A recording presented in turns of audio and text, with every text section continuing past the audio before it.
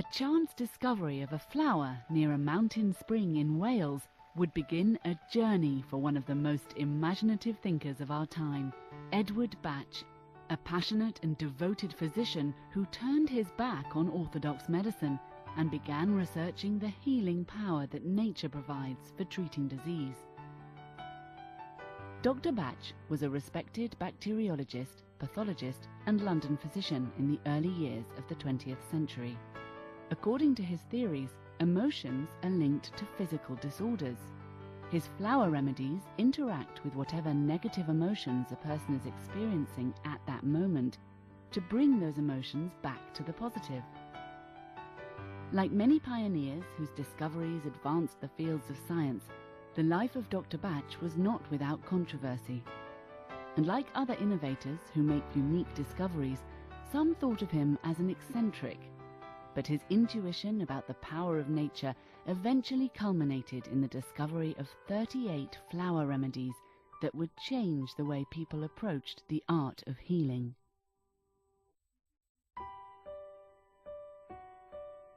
Edward Bach was born on the 24th of September 1886 in the village of Moseley, located just on the outskirts of the city of Birmingham, England. Throughout his childhood, Bach often visited the countryside.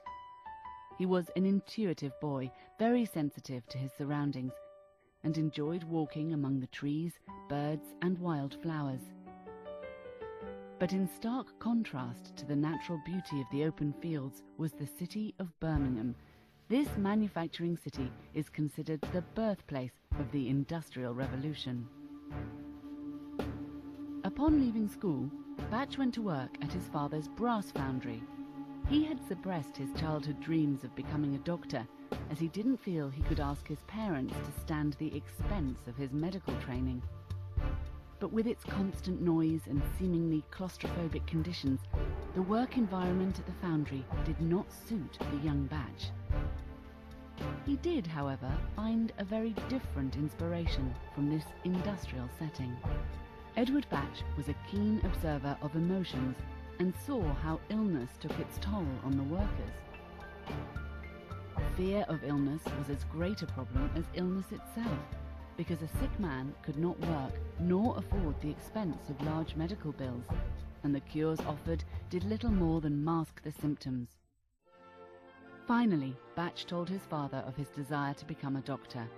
With his family's blessing, he left the foundry to pursue his passion for alleviating human suffering and went to Birmingham University to study medicine. For 6 years, Edward Bach voraciously consumed his education, first at the Red Brick University of Birmingham and later at University College Hospital in London, where he qualified as a physician in 1912 and joined the Royal College of Surgeons. A year later, he obtained the further degrees of Bachelor of Medicine and Bachelor of Surgery, and in 1914 added a diploma in Public Health from Cambridge. During his tenure at University College Hospital, he researched vaccine therapy in the bacteriological department. Bach discovered that certain intestinal bacteria were closely connected with chronic disease and its cure. He developed vaccines from these bacteria that were found to purify the intestinal tract.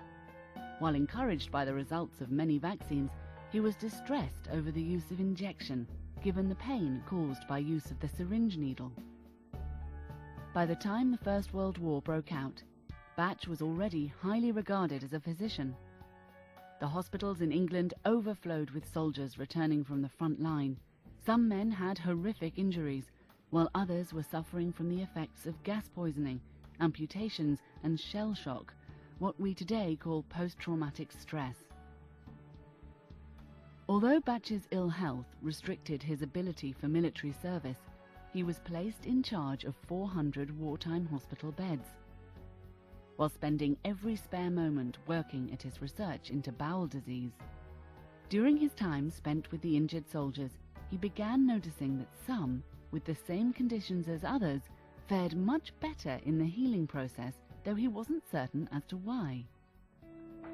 Unfortunately, in 1917, his efforts came to an abrupt halt as he collapsed at work with a massive hemorrhage and was rushed into hospital.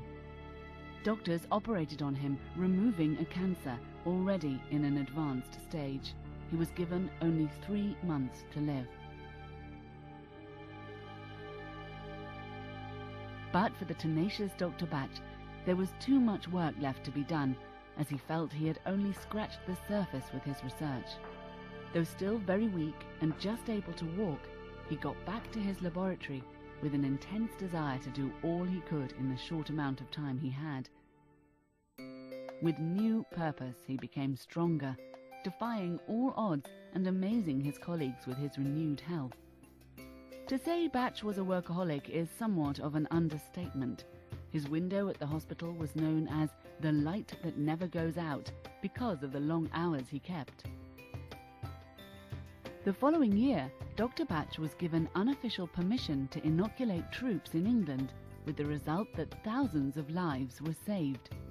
This only brought more patients to his door. He ran his private practice where the elite of the profession were located, on Harley Street in London. Because of his immunology research, he was looked upon as a genius with an even bigger future in front of him. And yet, though a successful physician in the middle of the city, Bach's yearning to live closer to nature was one that never left him. He was known to walk to a small park in the city and just sit and look and listen to nature in the midst of the bustling city. Ironically, that same love also caused him great pain, as a city park was no match for the pastoral countryside he had enjoyed as a child. In March 1919, Edward Bach was appointed pathologist and bacteriologist at the London Homeopathic Hospital.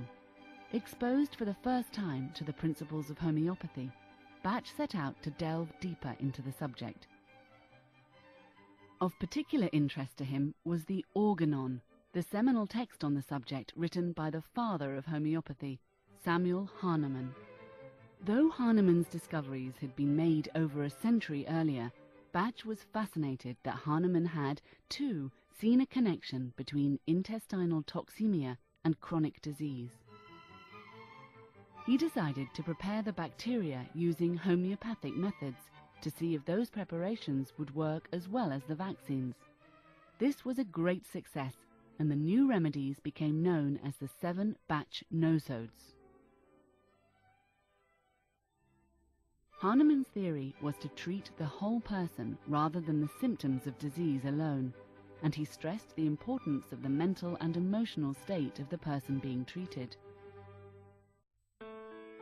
Dr. Bach felt a kinship to Hahnemann, as he had always been interested in the individual needs of his patients as people, believing that orthodox medicine concentrated too hard on diseases and not enough on the whole person. He revelled in the idea that Hahnemann's ideas might lead him to the safer and more natural way of treating the cause of disease that he had dreamed of as a child. In his consulting rooms, he began trying to apply Hahnemann's insights by categorizing his patients and searching for links between their personalities and the bacterial nosodes that they needed. He found he could often predict the nosodes he would need to use on a patient just by looking at the personality type. In 1922, Dr. Bach decided to give up his post at the London Homeopathic Hospital in order to concentrate on his research, although he continued to receive and treat patients at his London consulting rooms.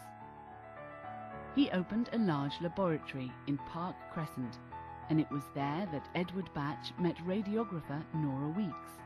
She too found the prospect of healing by nature fascinating, and she was a firm believer in the directions his research was taking.